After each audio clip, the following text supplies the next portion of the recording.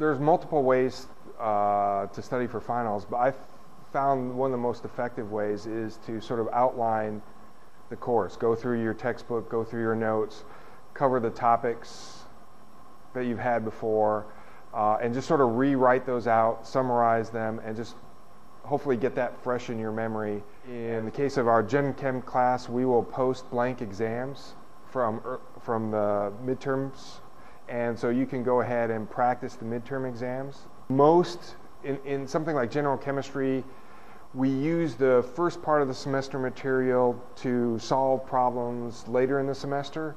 So our final exam will probably be more heavily weighted on the later material in the semester, just because it incorporates material from the very beginning of the semester. We usually in Gen Chem probably have about a third of our final exam as new material from the last exam, and then the rest of the material is the cumulative questions over the course of the semester.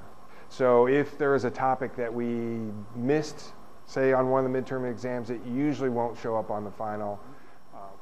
There will be some calculations. Our final will probably be mostly multiple choice in Gen Chem, just because we have to grade this sucker.